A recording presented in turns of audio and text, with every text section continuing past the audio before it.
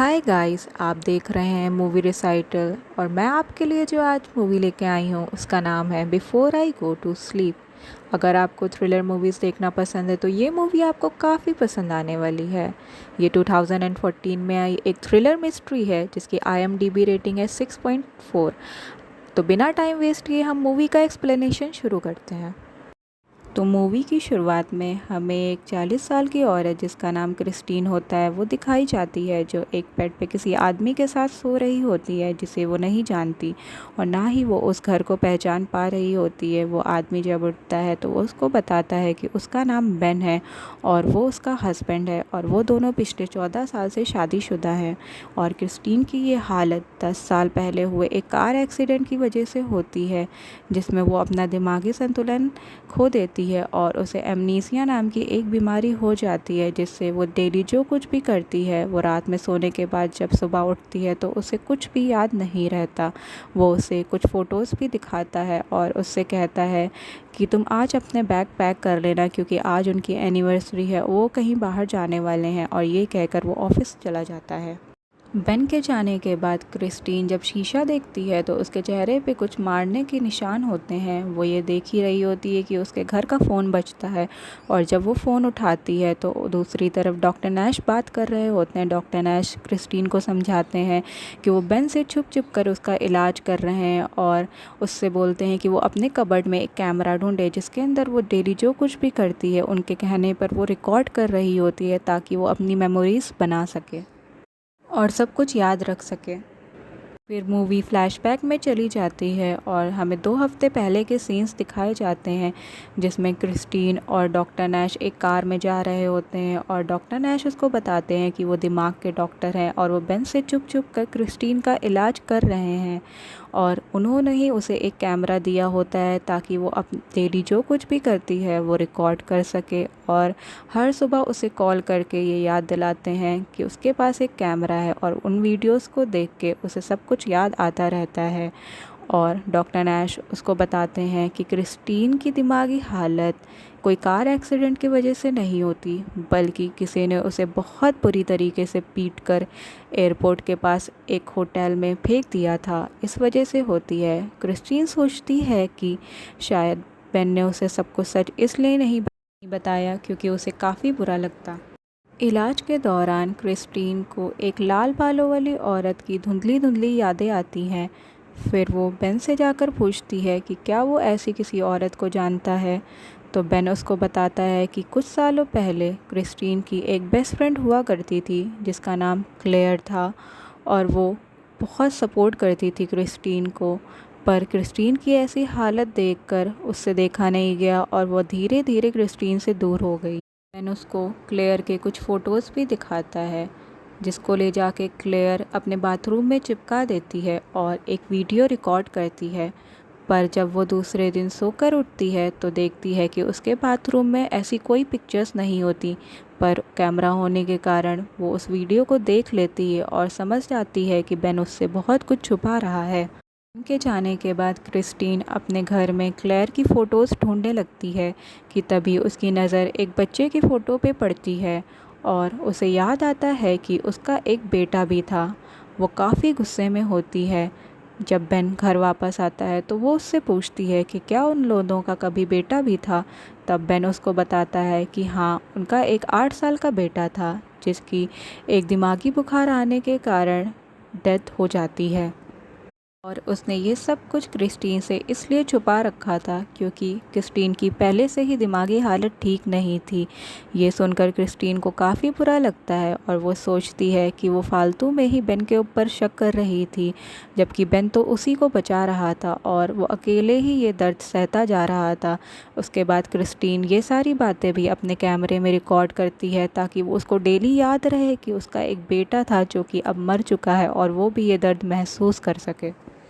दूसरे दिन सुबह जब क्रिस्टीन उठती है तो उसे कुछ भी याद नहीं होता और डॉक्टर नैश के फ़ोन आने के बाद जब वो अपना कैमरा चेक करती है तो उसे याद आता है कि उसका कोई बेटा था जो कि मर चुका है।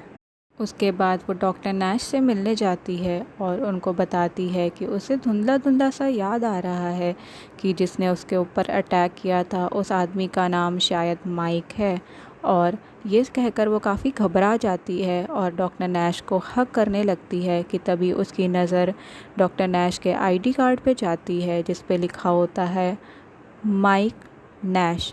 उसको देखकर उसे लगता है कि ये तो वही आदमी है जिसने उसके ऊपर अटैक किया था और वो कार से निकल के भागने लगती है कि तभी डॉक्टर नैश उसको दौड़ाते हैं और उसको पकड़ लेते हैं और फिर उसको एक इंजेक्शन देकर बेहोश कर देते हैं और उसके बाद उसके घर ले जाकर उसको छोड़ देते हैं। क्रिस्टीन जब होश में आती है तो डॉक्टर नैश उसको कॉल करते हैं और क्रिस्टीन उनसे कहती है कि वो आज सब कुछ सच सच बेन को बता देगी। तभी डॉक्टर नैश उसको मना करते हैं कि बेन को कुछ सच सच मत बताना, बल्कि वो उससे कल मिलना चाहते हैं और उसको बेन के बारे में कुछ सच्चाई बताना चाहते हैं। टीन बेन को कुछ भी नहीं बताती और बेन के खाना खाने के बाद चुपके से बाथरूम में जाती है और रिकॉर्ड करती है कि उसको सिर्फ डॉक्टर नैश पे भरोसा है और वो बेन पे बिल्कुल भी ट्रस्ट नहीं करती। दूसरी जगह जब क्रिस्टीन उठती है तो उसे कुछ भी याद नहीं होता। वो अपना कैमरा चेक करती है तो उसे याद आता है कि उसके साथ ये सब कुछ हो रखा है। उसके बाद वो डॉक्टर नैश से मिलने के लिए जाती है और डॉक्टर नैश उससे बताते हैं कि क्रिस्टीन बहुत अनप्रोफेशनल है और ये चीज़ें दिमागी तौर से बीमार लोगों के लिए कॉमन है कि वो अपने डॉक्टर के लिए फीलिंग्स डेवलप कर लेते हैं, इसीलिए डॉक्टर नैश अब से उसका इलाज नहीं कर।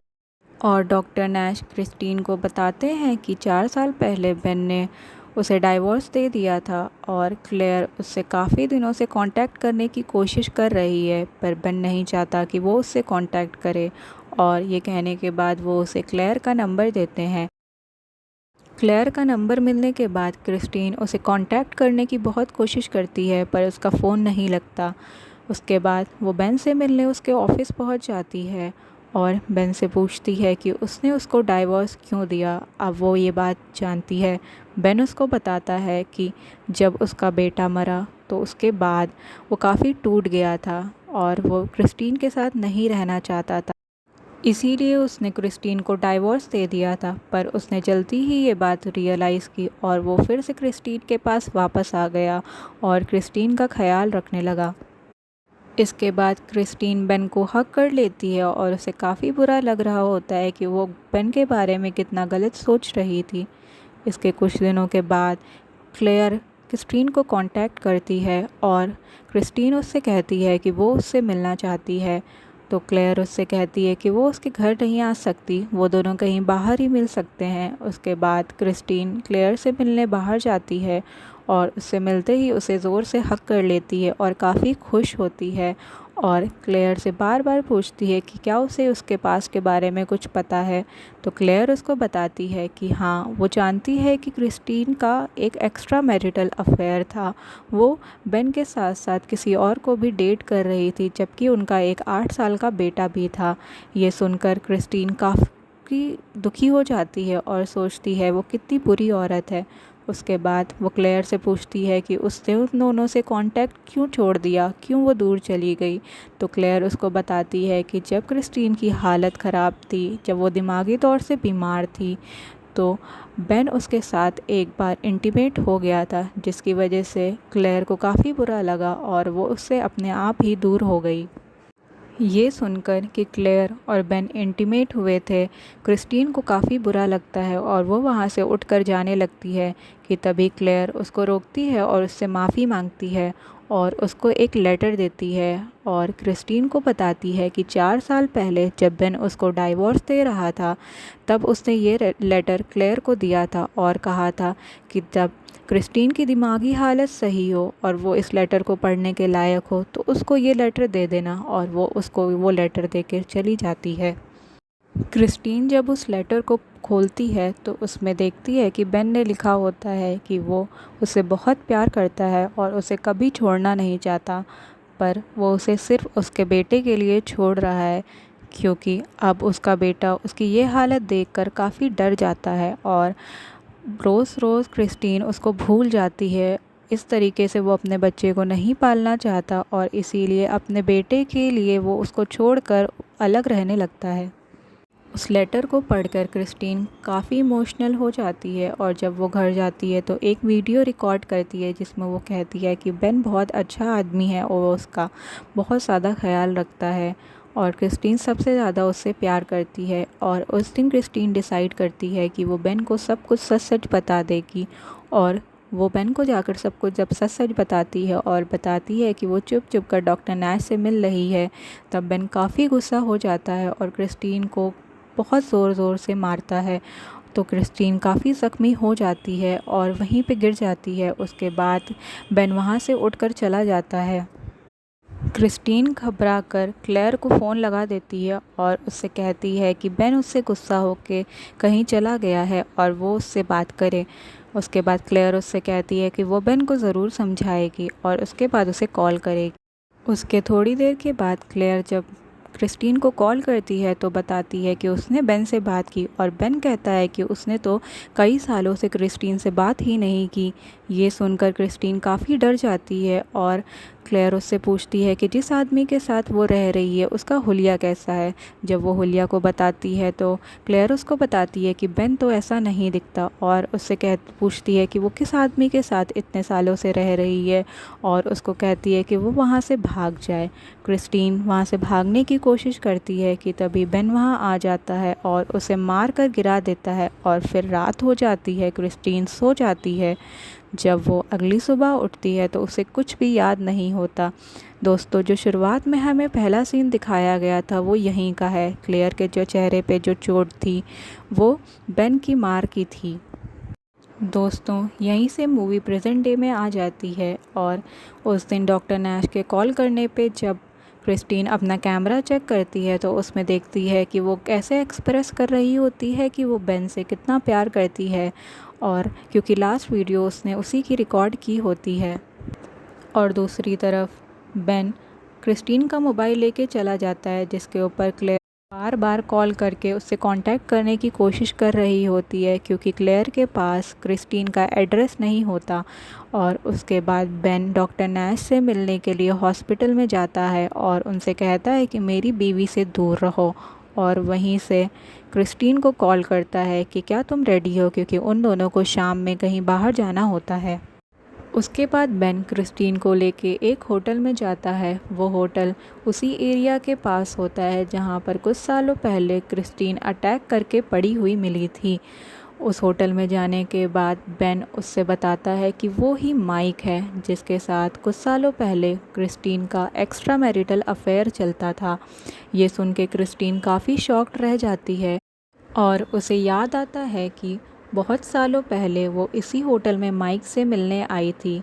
माइक के ज़िद करने पे कि वो अपना रिलेशनशिप अपने पति को बता दे, क्रिस्टीन के मना करने पे माइक ने क्रिस्टीन को बहुत मारा और उसकी ऐसी हालत करके होटल के बाहर थोड़ी दूर पर फेंक दिया। और इसी बहस के दौरान माइक, जो बेन बनकर इतने सालों से क्रिस्टीन के साथ रह रहा था, वो बताता है क्रिस्टीन को कि उसका बेटा आज भी ज़िंदा है।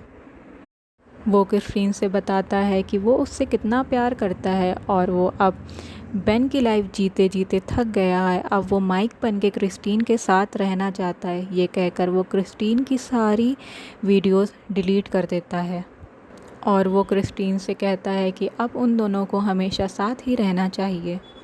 इसके बाद क्रिस्टीन और माइक में एक बार फिर से हाथापाई होती है, पर इस बार क्रिस्टीन कैसे भी बचकर कमरे से बाहर भाग जाती है और उस होटल का फायर अलार्म बजा के खुद को बचा लेती है। इसके बाद हम क्रिस्टीन को एक एम्बुलेंस में बैठे देखते हैं जहाँ पर वो अपनी स्टोरी को रिकॉर्ड कर रही होती है अपने उसी कैमरा के ऊपर, ताकि वो दूसरे दिन जब उठे तो कुछ भी भूले ना।